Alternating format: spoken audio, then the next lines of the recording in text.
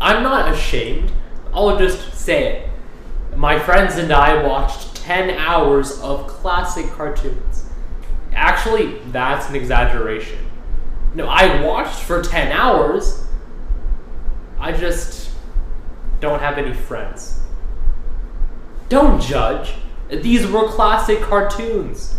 The Looney Tunes icons of the 1940s and 50s. And now I get why they're loony. Everyone talks funny. Elmer Fudd sounds like he's 3. From Brooklyn. With a gun. Sylvester lisps like he's drunk one too many Tweety coladas. And then there's Porky Pig, who stutters. You know, a lot of people call me Porky, and every time I get a little offended. True, I also have a stammer that can make my speeches last 18 minutes. But I'm not Porky. I'm Muslim. I can't even eat pork. Yet here's what's undeniable. Porky's perfectly inarticulate voice still delighted folks everywhere. But we've stopped believing that unusual or even ordinary voices are articulate.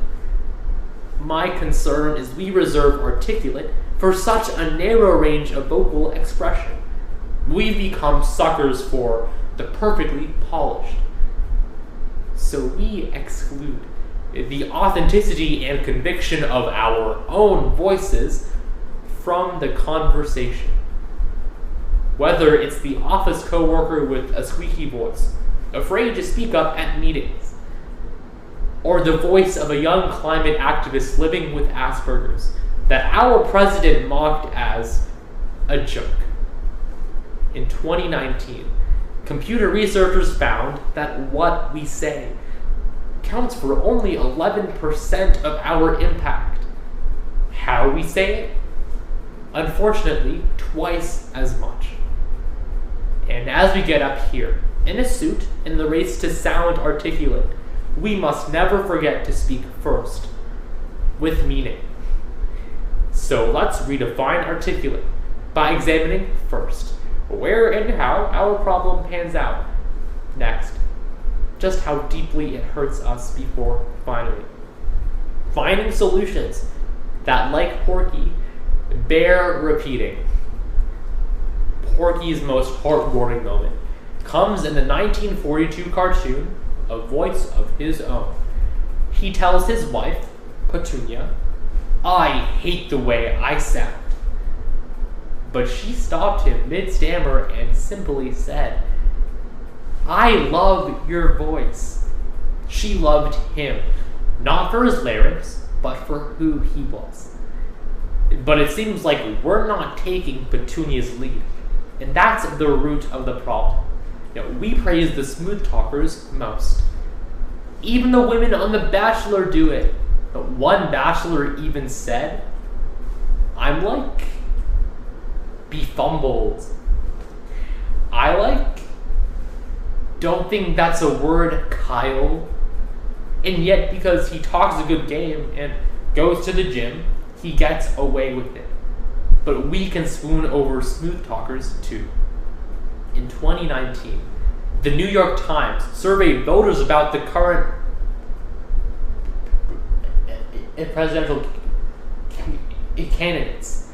Turns out, the distinctions we value most are not economy or immigration, but articulate and eloquent. And our candidates encourage this. After Barack Obama spoke at a UN human rights conference, Joe Biden, who himself stuttered in his childhood, said, "An African American who is articulate." Now that's a story. Did Biden mean to put down African Americans? Maybe not. But here's my point. Overvaluing eloquence makes us forget what we know to be true. Consider more intimate settings like the classroom.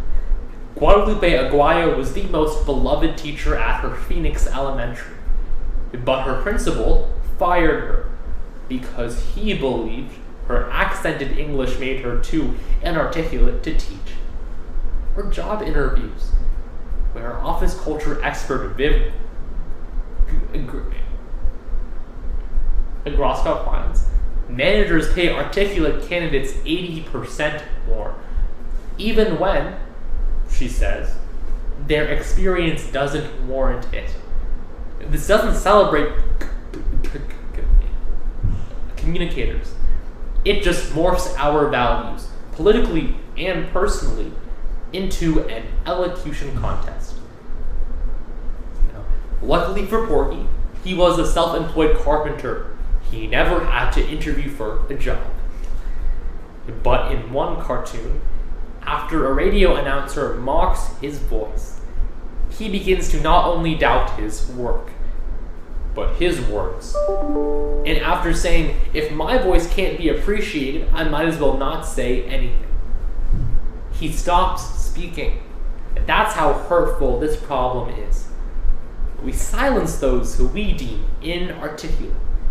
In her 2014 TED Talk, African-American educator Jamila Lysacott explains that to be accepted, she is forced to speak 3 tongues, a different voice with her friends, at home, and in school.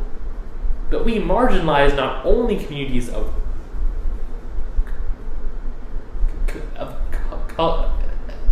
color, but of gender. In a landmark report from the Harvard Business Review, Georgetown linguistics professor Deborah Tan studies a job search at a multinational company. She writes that all the women were rejected as unconfident, but Tannen's research found that the women were confident. It was the fundamental linguistic differences between men's and women's voices that suggested otherwise. And that's sad, because as Andrew Litt, professor at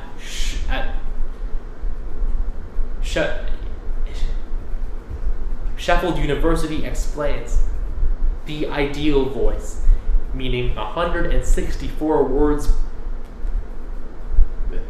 per minute, with a half-second pause in between sentences. A voice that's white is universally understood to hold more privilege, trust, and power. But it's also, he says, completely unattainable. And we sound out others who can't meet a standard so precise. None of us can or even should want to meet. To be honest, it seemed like many didn't value what I had to say either. Because when I speak, I never know what I'm gonna get. Earlier, I made a joke about having a speech impediment, and in everyday conversation, it's noticeable. But through practice, I can sometimes hide it here. But not always. At a tournament earlier this year, one of my judges stopped me, pulled me aside, and asked, "Why do you do this? You can't succeed here. You can't even speak properly." He didn't know me, but because I can sound like Porky, he suggested I silence my own voice. But after this happened, my coach sat me down and told me, "You are articulate. You're just defining it the wrong way." And don't we all do this too?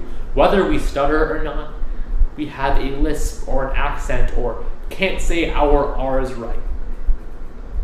But who gets to choose what right really means? I'm here to say we decide. We and no one else. Sure, we'd always sound better if that's what we want. But sounding better is no substitute to sounding bold and brave. Because we are here in this activity to tell our stories with conviction, authenticity, and meaning. And that's articulate to me. And it's articulate to Porky too. There's over 153 of his cartoons, all of which I've watched alone, and in my favorite, he declares, "Everyone's voices matter, and that's good, folks. But we must make them matter. First, let's stop beating up on ourselves. Even here, we should aim first to speak in a way that's authentic to us. Speech psychologist Chris McLeod says, most of us don't even notice stumbles or slip-ups. If we're telling the truth and people believe us, it just doesn't matter. Next, let's listen to what others say, not how they say it. It's hard to resist the seduction of eloquence. But journalist Mark Gelman suggests the next time you're watching something on TV, mute it, turn on the subtitles, and see, not just hear, what they say. And finally, we must honor every voice. We may know about the great leaders who stuttered, Emperor Claudius of Rome, King George VI, and Andy Jones. Okay, he wasn't an emperor, but 14-year-old Houston native Andy Jones, like me, stutters. He wants to be a news anchor, but he worried he couldn't be good enough. So, a teacher asked him, encouraged him to participate in his school's weekly podcast. He did it. I reached out to Andy last week, and he told me that it was the first time that he felt truly articulate. And all of our voices matter just as much. I say that we all need to make our voices a little more unique and tell our stories with meaning. And nothing more needs to be said. Or, as Porky would eloquently say, that's all, folks.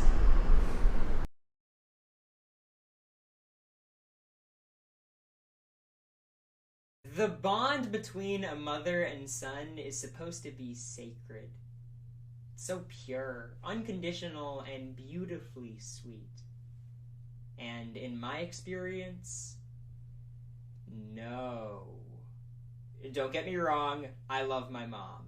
Stephanie Jill, great lady. We just never see eye to eye.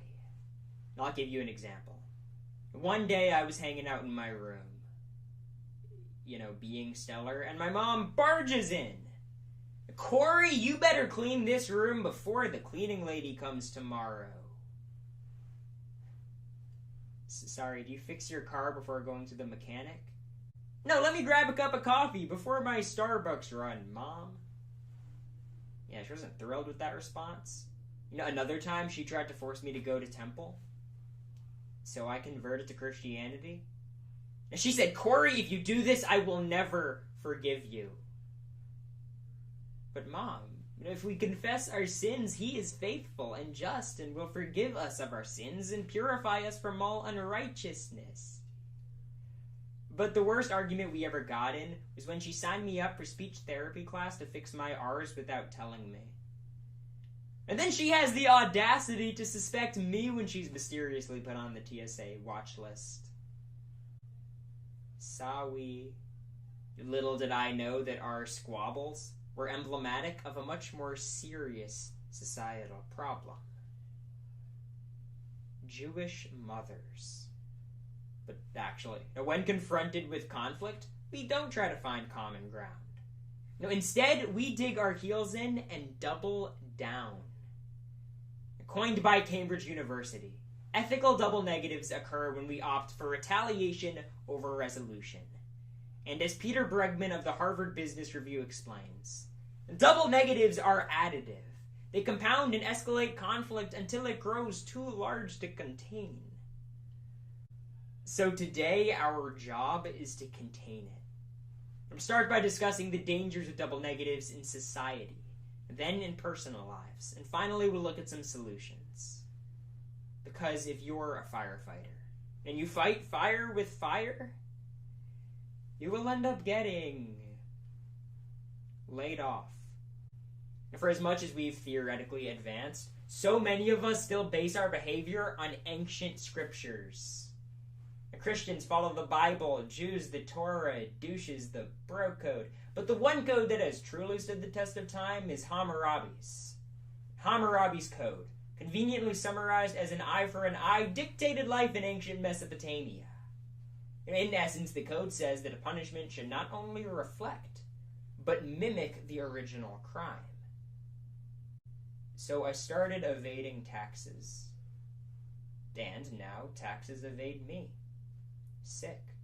And while eyeball theft has grown less popular in recent years, this principle of revenge as justice hasn't just persisted. It's celebrated. One glance at pop culture confirms this. Whether it is Carrie in 1973, Kill Bill in 2003, Inglourious Bastards in 2009, or Carrie again in 2013, we love watching vengeful characters. And maybe that's why the Office for National Statistics found that over half of all homicides are directly motivated by vengeance. When we romanticize retaliation, we justify the unjustifiable. In math, when you multiply two negative values together, your product is positive. But the irony is that in society, double negatives just multiply the problem. And to see this effect in action, look no further than our current political circus. Mudslinging, or the act of attacking an opponent's character to gain public support, certainly predates Donald Trump. But there is no denying that he's taken things to a whole new level. When he led his supporters in chanting, "Lock her up." Hillary Clinton called those supporters a basket of deplorables. Joe Biden calls him a loser. And Rashida Tlaib declares, "We're going to impeach the mother effer." And Trump may have set the mudslinging in motion, but when his opponents and critics respond to his hostility with more hostility, his unprofessionalism becomes the professional standard. And it's us, the governed, that ultimately pay the price. The truth is, it's a little bit ironic that I chose this topic, because I've always considered myself to be a pessimist. I don't view the glass as half full. I think the glass is stupid, and like most pessimists, nothing upsets me more than optimists. And when I complain about the rain, they get pumped up for the rainbow, or when I defend my condemnation of non-consensual human butchery, they say it's important to preserve Jewish tradition, Cory. While this may seem like my individual circumstances, none of us like to feel like our emotions are invalid. The aforementioned Peter Bregman explains how countering negativity with positivity doesn't work, as it is argumentative. It makes us appear out of touch and aloof to what other people are experiencing. But instead of trying to meet each other halfway, we fall back on negativity. And we opt for belligerence over empathy because, well, simply put, it's simpler. The easy way out. And as a result, we become so accustomed to confrontation that we anticipate it, expecting it to dominate every conversation. Every day. We actively choose the path of most resistance. And then we wonder why we're not moving forward. In June of 2014, Jay Maynor shot his father, Raymond Brooks, in an Alabama convenience store. Brooks died, and Maynor was sentenced to 40 years in federal prison. And the case seems pretty cut and dry, until you understand Maynor's motive. 14 years earlier, Brooks was convicted of molesting Julia Maynor, Jay's daughter. He served a mere 27 months behind bars. A punishment so lenient that Maynor decided to take justice into his own hands. When the details of the case went public, the outcry was immediate. A car wash was held to help raise Maynor's legal fees. An online petition amassed thousands of signatures. and a Facebook group comprised of Maynard supporters still exists and is active today. But did Brooks deserve to die? Many would argue yes, and given the circumstances, I wouldn't exactly disagree. If it were me, I could see myself doing exactly what Jay Maynard did. But who benefits from all this violence? I mean, Brooks may have lit the match, but Maynard stoked the flames, allowing it to consume his entire life. We aren't ancient Mesopotamia. We can't afford to be governed by vengeance. I mean, sure, the criminal justice system is a mess, but using this to justify vigilante behavior is yet another double negative. Inequity is inevitable, but how we respond to it, that is entirely in our control. So this is usually the part in the speech where I give my one overarching solution or 3 simple steps to dismantle our double negative mentality, but, obviously that doesn't exist. I mean, if it did, I would have already done it and then done a DI on my biography, but, there are certain things we can do to, at the very least, start moving in the right direction. First, we need to stop obstinately focusing on ourselves, our determinations of right versus wrong, because, at the end of the day, they are just that. Ours. The dialogue and debate is amazing. But when it grows contentious, agreeing to disagree is often the most effective and selfless thing that we can do, even if it is one of the most difficult. Disagreement and despondency are not one and the same. Once we're able to differentiate the two, we can finally select which battles are worth fighting, and which simply aren't. But more importantly, when engaging with an issue, we have to be willing to listen. Because being open-minded is key to our development. You take the example of grammatical double negatives. We have long been taught that they're illogical and confusing, but actually, they appear frequently in African American vernacular English, and have been used as a linguistic tool for centuries. Its use can convey meaning beyond the confines of standard English, and it often highlights subtextual messages that would go unnoticed by speakers of standard English. Its dismissal by most academics and linguists is simply an extension of our dismissal of the communities as a whole. You see, we have to be willing to educate, amend, and challenge our own belief systems as well as those of others. Because double negatives divide us. But we determine whether our quotients are positive or negative. So the next time that me and my mom go toe-to-toe, I suppose I can't not hear her side.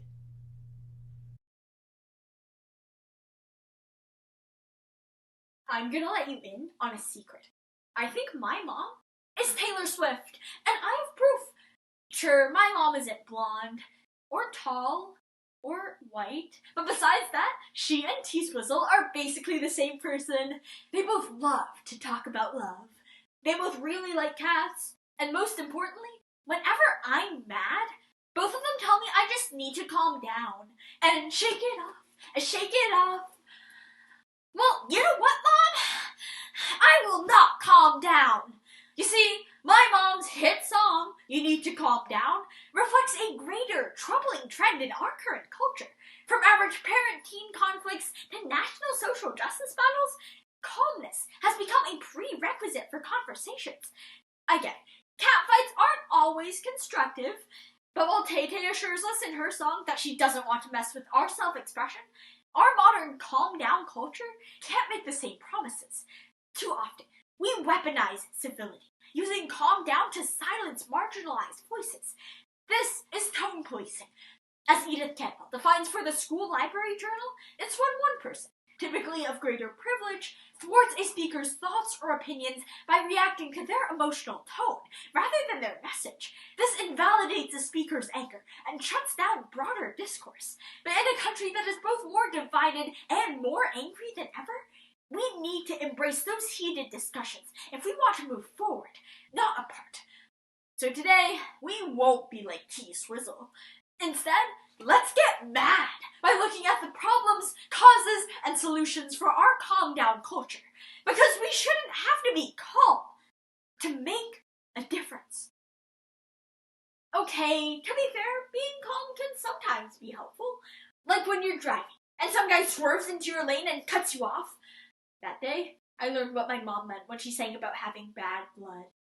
And just like that police officer who pulled me over after I road raged, the tone police seem to have good intentions. They self-advertise as defenders of decorum. But in reality, tone policing only defends existing injustice by dismissing both important interactions and issues. Our calm-down culture discredits anger as a justified emotional response. Clinical psychologist Dr. Amanda Tartris explains that telling someone to calm down trivializes their internal experiences and teaches emotional control over effective expression. We condition ourselves to stifle our anger and stay silent, no matter how important our message. And this has devastating consequences. Consider Kira Johnson, a young black mother who faced serious complications after her son's birth. But when she and her husband Charles politely voiced their concerns, doctors brushed them off, making Kira wait hours for a CT scan. By the time she got one, it was too late. To this day, Charles wonders what would have happened if he'd gotten angry, if he'd grabbed someone by the collar. But in his words, he'd hesitated because he didn't want to be seen as an angry black man. Our demand for calmness has gone so far that even in life-threatening situations, people are forced to tone police themselves so they don't get called dangerous or disruptive. In other words, calm down prioritizes certain people's comfort over other people's lives. But tone policing doesn't just lead to tragedies. It also stops us from building better tomorrows. As University of Waterloo researcher Carolyn Ernest explains, tone policing shifts our attention from problem solving to propriety. For women in politics, this is their daily reality. From Hillary Clinton to Elizabeth Warren, female politicians who show any sign of anger are deemed shrill, unlikable, and unelectable. We don't hear about their plans for public education, foreign policy, or those alien secrets that are totally not hidden in Area 51. According to Columbia University professor James Devitt, we'll hear more about how shrill a female politician sounds than what she stands for, preventing us from being fully informed voters. In an election year, this doesn't just harm the candidates running. It defeats the purpose of our democracy. Basically, calm down culture sucks, so why do we still shut down other people's anger? Well, I don't know about you, but I'm feeling like there are 22 minus 20 main causes. First, we portray anger as antagonistic. And second, anger has become a privilege. Instead of seeing anger as useful, we embrace the idea that cuddly concepts like love can single-handedly create progress. Whether it's through MLK quotes about unity, or catchphrases like love and light it away, our culture treats anger as the enemy of productivity, and harmony as the panacea for pain. While this approach may sound appealing, it's really a form of what psychologist John Wellwood called spiritual bypassing, where we use spiritual ideas and practices to avoid facing unresolved issues. In practice, it's what we do when we attack those who voice their anger, rather than address what they're angry about. And nowhere is this more prevalent than in how we respond to the Black Lives Matter movement. As writer Crystal Jackson explains, when we react to Black Lives Matter with the feel-good aphorism that all lives matter, not only are we suggesting that BLM objects to this truth, but we're also ignoring the uncomfortable fact that while all lives matter, injustices like police brutality do not equally threaten all lives. But with phrases like all lives matter, we feel justified in portraying BLM as the threat, a movement to be feared and suppressed. And in doing so, we get to sidestep our own complicity while penalizing those who dare to expose it. And usually, it's those who already face discrimination, who don't get the privilege to be angry. Anger is not for women. A 2019 Guardian article explains that our anger is seen as a sign of mental or hormonal imbalance. Anger is not for racial minorities. To Professor Ashley Jardinia, posits that post-civil rights, the dominant American narrative has been that black people should behave themselves. Anger is not for neurodiverse people. Autistic attorney Lydia Brown points out that when autistic adults get angry, we treat them like they're little children being disrespectful. Maybe that's why we respect neurotypical people's anger, but have the ableist view that those with autism don't know what they're talking about. Maybe that's why, for white tennis players like John McEnroe, challenging an umpire's call is all in good fun, but for Serena Williams, it's a meltdown. And maybe that's why, for Justice Brett Kavanaugh, being angry won him sympathy. But if Dr. Christine Blasey Ford did the same, she'd risk having her trauma doubted and demeaned. You see, from our conversations to the tennis courts to the court of law, we have an anger double standard. And that makes me mad. But what can we do? How can we release our rage in a world where moms and pop stars and moms that are pop stars all tell us to calm down? Well, for $300, we could rent a rage room and smash some old TVs. But for a more eco-friendly, cost-effective solution, we can remember the acronym AAAH! That is A-A-A. Appreciate, allow, and accept anger in all our lives. First, appreciate. We must recognize the power of anger to bring change. Tufts University professor Eichenhirsch explains that righteous anger becomes productive when you leverage it into action. So get angry, then take that anger to the polls and streets and courts. Because whether it's the women's soccer team suing over unfair pay, or it's the countless gymnasts fighting to bring sexually abusive coaches to justice, productive anger drives our social progress. Second, allow. We need to extend the right to anger to everyone, whether or not we believe in their causes. You don't have to be an activist for every movement, but do support that they all have the right to be heard. To be clear though, hate is not anger. Hate attacks people, while anger attacks injustice. So by recognizing and allowing anger, and not hate, we can forge ahead together, bettering our lives. And finally, accept. Let yourself be angry. For myself, I promise not to back down when something matters to me. Because women's voices matter, marginalized voices matter, sexual assault victims' voices matter, our anger matters. And I will keep screaming until we get the change we deserve. Just as Senator Elizabeth Warren declared during her presidential run, after pundits denounced her policy promoting as too angry, I am angry, and I own it. And for everyone, keep screaming, because our voices matter too. When my mom hears this speech, she'll probably tell me she knew I was trouble when I walked in. And she'd be right. Today, we made good trouble by looking at the problems, causes, and solutions for our calm-down culture. And let's keep fighting. For the past 3 years, I've been lucky to have speech as a space where I can do just that. Every round is my personal rage room. Figuratively, of course. Though my desk chair back there looks like it would be fun to throw.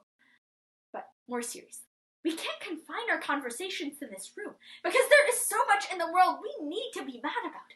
So whatever you do, wherever you go, don't calm down. Rise up.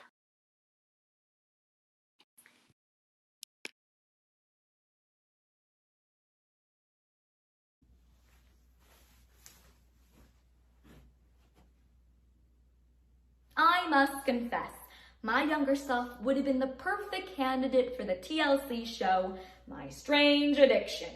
No, I didn't eat couch cushions nor marry a train station. I was addicted to 1980s Hong Kong gambler movies. For those of you who aren't familiar with the God of Gamblers series, it's basically the Asian version of the Fast and Furious franchise. You see, these movies usually went something like this. First, the slum-dwelling protagonist survives by stealing food off the streets. Kind of like Aladdin. But then is taken under the wing of a wisecracking elder, transforming them from a delinquent to a high roller. Think Tan France from Queer Eye, but with the Fu Manchu. But my favorite part was the final showdown, where the underdog beats the odds and lays down a royal flush, before walking away in a classic 1980s mid-jump fist pump, like Rocky. Wait, why do all these stories sound so similar? Well, frankly, Because they are. Hollywood, like my younger self, is addicted to the underdog narrative. And as a society, so are we. According to Ed Ayers, professor of history at Richmond University, America has propagated itself as an underdog.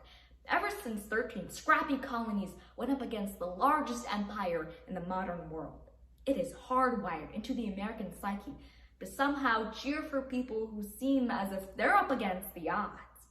And while America's origin story is inspiring, I'm concerned that our obsession with the underdog narrative is misleading and can be damaging to actual underdogs.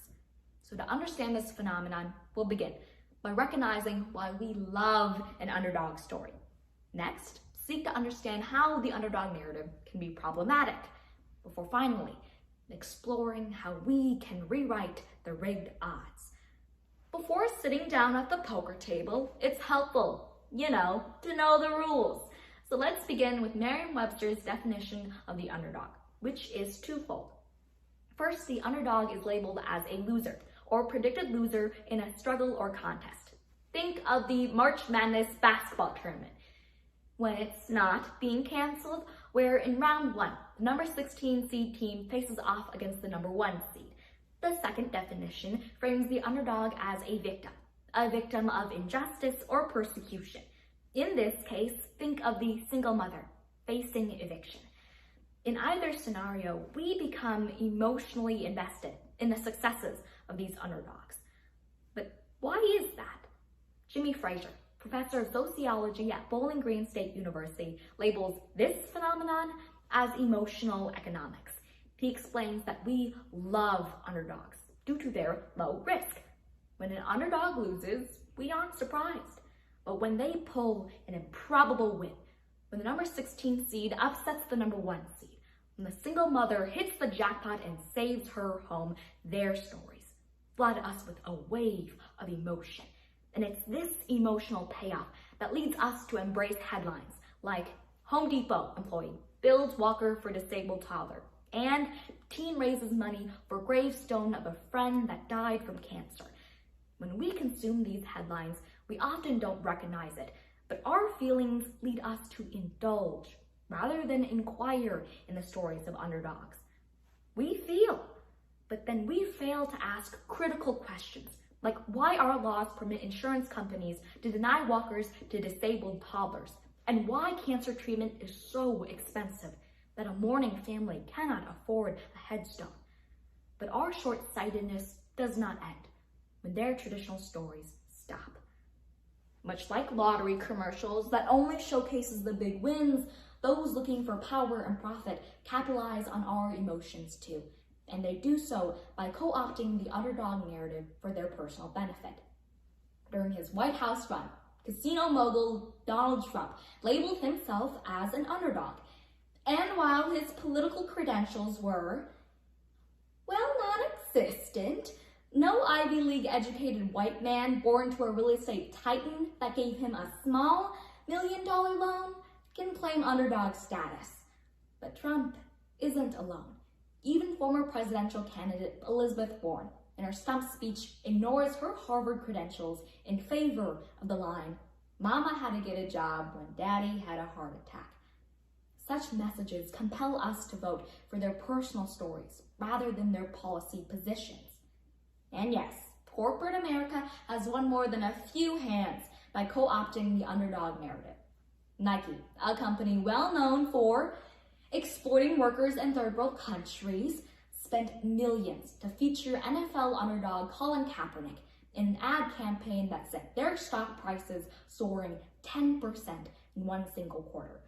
Meanwhile, Apple still peddles its "we started in Steve's garage" origin story, while stashing God knows how many trillions of dollars in offshore Caribbean accounts.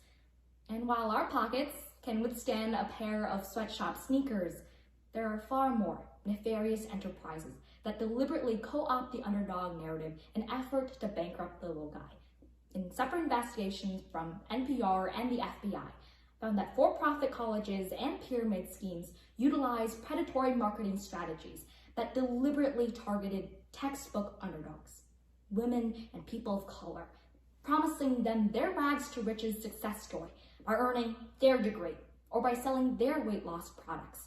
However, in a CBS News report, found that 98% of all student loan fraud cases were against for-profit colleges because they don't adequately license their graduates in works in their fields. And according to the Federal Trade Commission, less than 1% of sellers trapped in a pyramid scheme actually turn a net profit. Preying on desperate underdogs is shameful, but instead of blaming the card sharks, we tend to blame their victims instead. Now, this is the part of my speech where I'm supposed to tell you the story of an underdog. You know, a real tearjerker about a little guy who's being preyed upon, bets the house, and loses everything. And throughout the season, I did. However, I realized that I was being hypocritical because I, like so many oratories, co-opted the underdog narrative for our personal benefit. And that's because as children, we were taught empathy via underdog stories, like The Ugly Duckling and The Little Engine That Could. And a 2013 Berkeley study found that these underdog stories released oxytocin, a hormone that moves us to lend a hand to help. However, in the same study, found that when we aren't exposed to a heartwarming story, oxytocin doesn't disperse, and our propensity to care for the underdog plummets. We shouldn't need a story to empathize with the high school dropout that we so often write off. We shouldn't need a story to empathize with the homeless panhandler that we actively avoid. And we shouldn't need a story to empathize with the addict that we dismiss without a second thought. I am not saying that we cannot enjoy underdog stories. They can be remarkably inspiring. But when we weep at those on screen while refusing to lend a hand, we miss the point. So first, we need to check our emotions when consuming underdog stories. Checking our emotions will prevent us from indulging in stories exclusively meant to entertain us and allow us to see the ways in which we can use our support to help. Next, we need to ask why the underdog story is being told. Asking why will help us recognize when the underdog narrative is being co-opted for someone else's power and profit, and we need to dismiss those narratives. And finally, we need to see the plight of others as a call to action, because they are human beings with dignity, and not because we deem their story sad enough to care. During her first Minnesota winter, my mother's car broke down.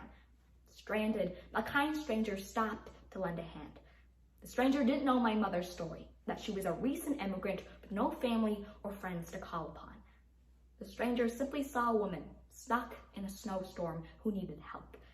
When the two parted ways, my mother used her broken English to ask for the woman's name, Mimi. And when I was born, she gave me that name, because Mimi represented the hope and generosity of her new home.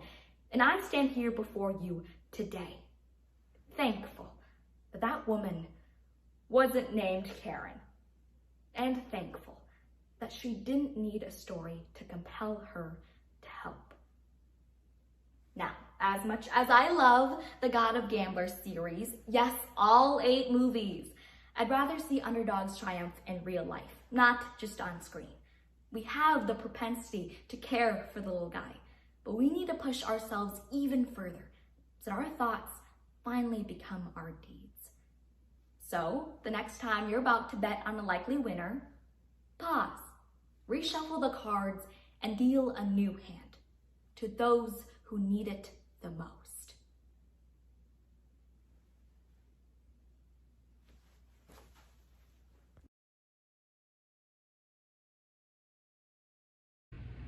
All eyes were on her. A strong, determined woman made her way to the podium, poised to become the people's champion. The pinnacle of American leadership, the president. Now, she wasn't perfect, but she cared. And the name of this potential American hero was not Hillary Clinton or Elizabeth Warren, And unfortunately for all of us, it wasn't Oprah either. It was me. Now, my 9th grade class council election may not have gotten as much media coverage as the primaries, but it was intense. And I knew there was absolutely no way that I was winning this election unless my entire grade liked me. So, naturally, I did what any normal teenager would do.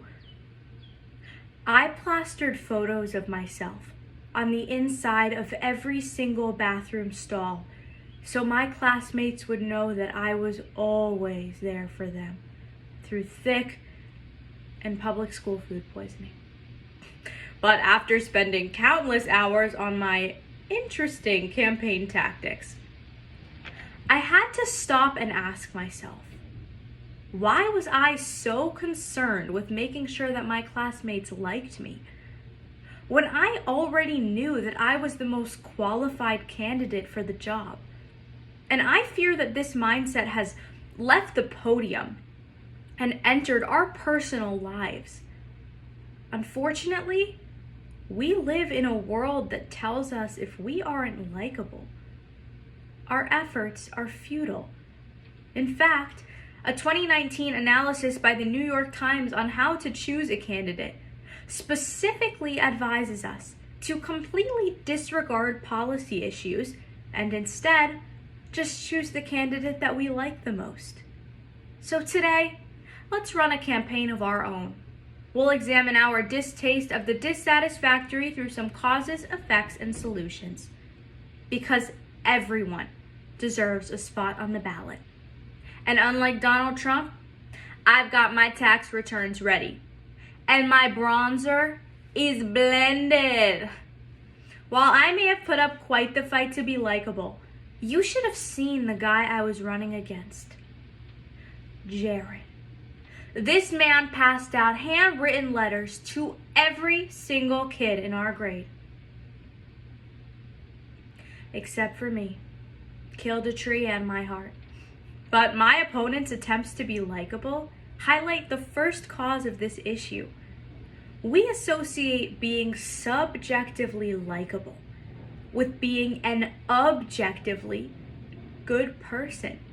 And in a 2017 article for Time magazine, Howard Stern, America's sweetheart, was asked to describe the most likable person that he could think of.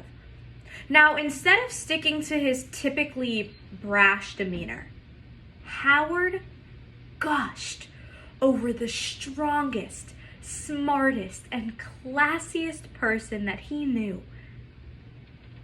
The man Howard described was none other than Matt Lauer, beloved as a morning television host and respected as the host of the Macy's Thanksgiving Day Parade for over 20 years. I mean, Matt Lauer was the definition of likable. But behind the scenes, Lauer abused his power to manipulate, harass, and sexually assault women for decades. And the worst part of all of this is that it wasn't a secret. Allegations of assault began to surface back in 2012. But we let them slip through the cracks until 2017. 5 entire years later. Because until then, America not only liked, but loved Matt Lauer. You see, it's easy to become likable by doing a couple of good deeds. But how many of us want to truly be good? Now, in a 2018 survey by the Forbes Business Review, it was found that 80% of job recruiters openly admitted that they would not even consider hiring a woman if they caught her frowning. For women of color, this number grows even larger. I mean, we have pigeonholed what is and is not likable into the narrowest terms, and this thinking does particularly affect women. The nice girl stereotype is the foundation of femininity. If a woman is not nice or likable, then she's automatically bossy and irrational. And when a woman is characterized as unlikable, in the best case scenarios, she's disparaged. But in the worst case scenarios, violence is inflicted upon her. Meaning that for women, likability is not just preferred, but necessary. Likability is rooted in power. But when we choose to use that power to tear each other down, no one wins. Now, when it comes to celebrity feuds, Taylor Swift is the prime minister of petty. But despite her tendency to stir the pot, when it came to social issues, Taylor often chose to remain neutral, claiming she just didn't want to get political. Bad blood or not, Taylor is not alone in the neutrality club. In fact, on July 5th of 2019, the principal of Spanish River High School, which is in my hometown, was caught on record refusing to admit the factual existence of the Holocaust because he, and I quote, just didn't want to rock the boat. But as Anna Balter explains in her TED Talk at Columbia University, when we refuse to choose a side in an attempt to be likable, we begin to develop a very dangerous kind of complicity, one that is often just as or more dangerous than choosing the side of the oppressor. And when we praise likability over respectability, we perpetuate and participate in injustice. When we praise likability, we vilify vulnerability and essentially ask people to be silent about their pain, their hardships, their frustrations, feelings that each and every one of us experience, including me. Last year, after months of physical and emotional pain, I was diagnosed with polycystic ovarian syndrome, a chronic hormonal disorder that causes weight gain, intense abdominal pain, mood swings, and even infertility. After my diagnosis, I found it increasingly difficult to sustain the cheery and happy-go-lucky personality that I had been known for my entire life. For the first time, no matter how hard I fought, I was not conventionally likable. And that hurt.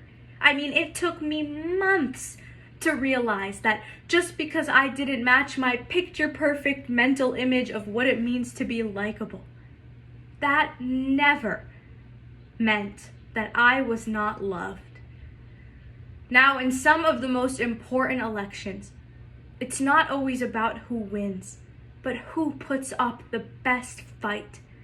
So let's put up a fight. In his book, Sense and Semblance, Dr. Remington Norman explains that the increasingly superficial manner in which we choose to approach our ideas, values, and each other has completely distorted our sense of reality. So in order to move away from this superficial mindset that praises likability over respectability, we need to begin by seeking out stronger convictions and deeper connections. Doing things like taking time to learn about someone's character more deeply, or further evaluating someone's qualifications before awarding them to an influential position, will help us shift our focus away from being just likable and on to being respectable, kind, genuine human beings. So, in the end, I won the election! And I realized that I was going to have to make some decisions that not everyone was going to like. But I was okay with that. Because in the end, once everything was running smoothly, all I had to ask was, what's not to like?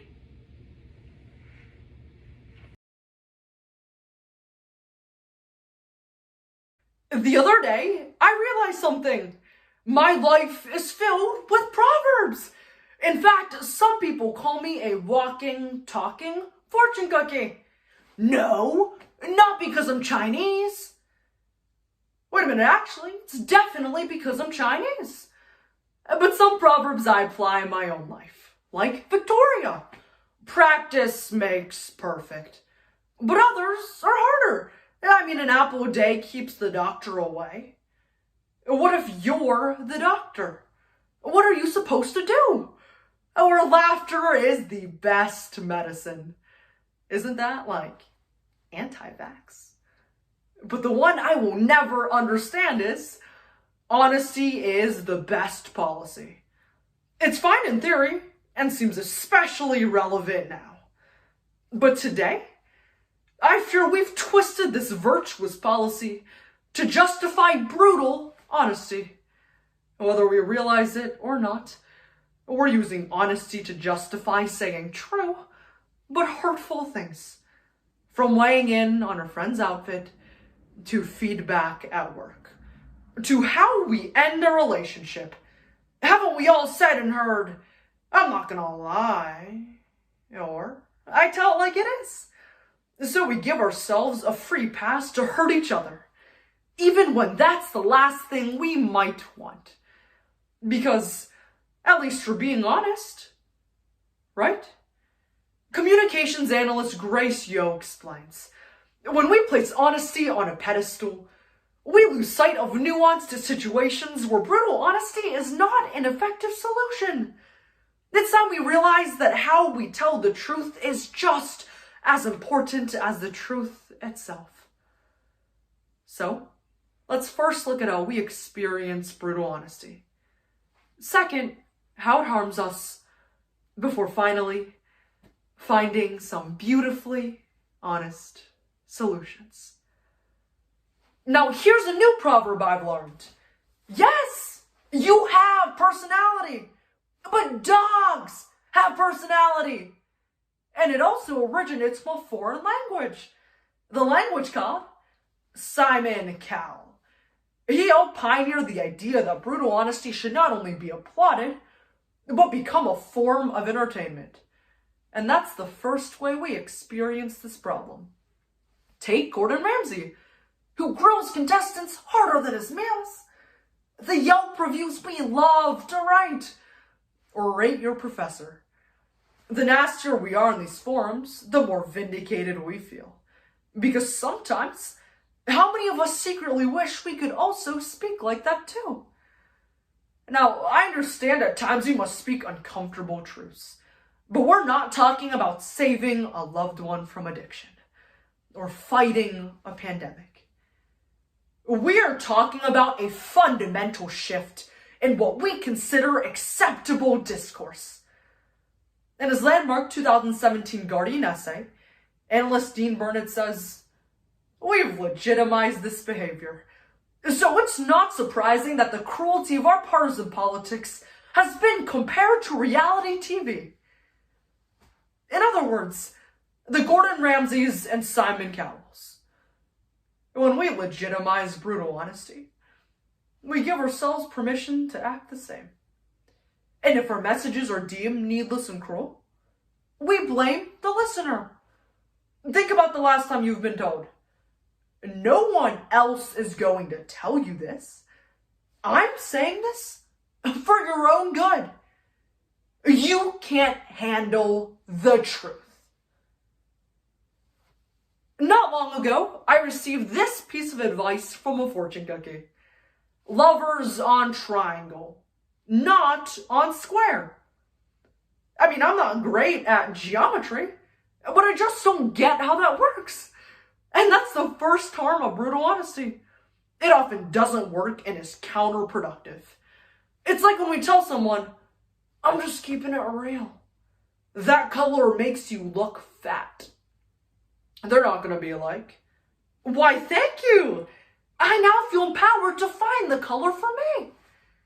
And our brutality backfires in career advice too. Illustrator Grant Goodwin says when advising students pursuing the arts, there is a difference between, let's be honest, you'll never make it. Which leaves us afraid to take risks.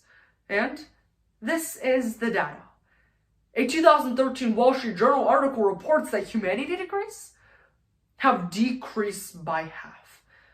But the Pacific Standard magazine says we misunderstand why.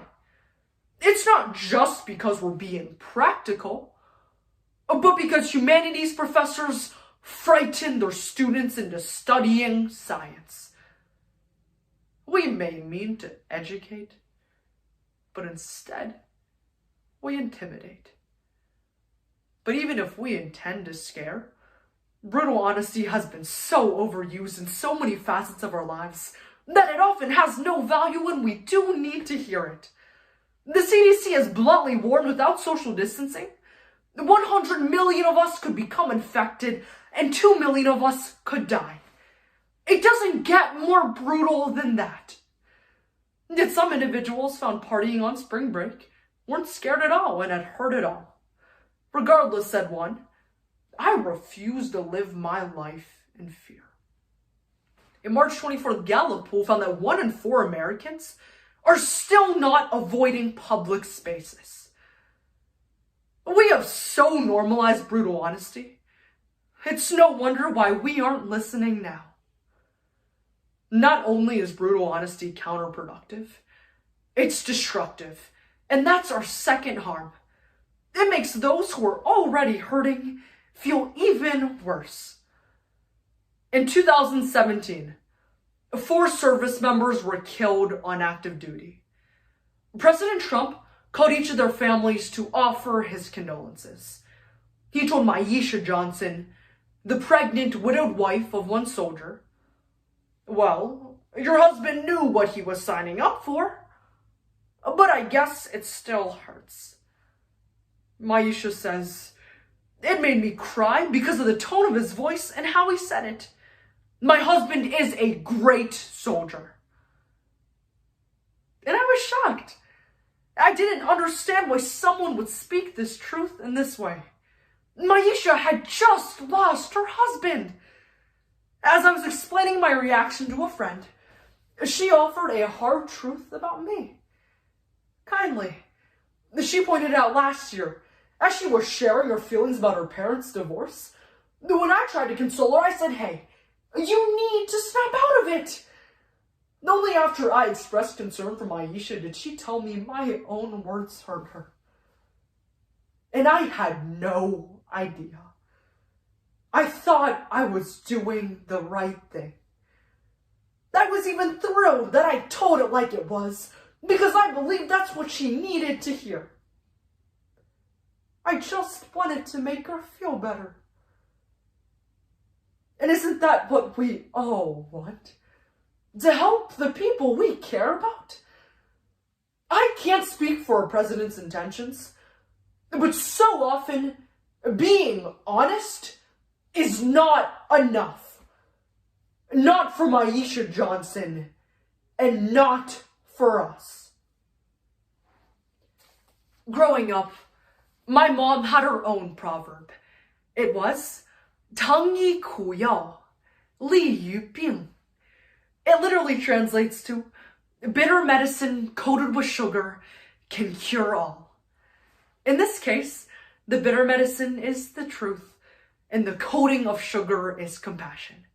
When we deliver the truth in a compassionate manner, we not only have all the information we need, but we actually listen to it. So first, let's decide when to speak. Yes, the First Amendment does grant us freedom of speech. But just because we can't say something, doesn't mean we should. Let's ask ourselves, is this necessary? Am I saying this so I'll feel better, or will it help someone out and nurture our relationship? Sometimes silence really is golden. Next, if something should be said, let's say it in what I call the language of non-brutality. When giving feedback, avoid statements that direct blame. Instead of saying, you always, try, here's what I observed. Instead of, you need to know, try, I have a concern about. And of course, you can always say, I love that dress. I never get tired of seeing it. You know, in many languages, the word honesty translates to honor. The honesty and proverb we've learned as kids. The honesty that's a compassionate policy. Now that's an honor. And it's worth an apple a day. It might just be the best medicine.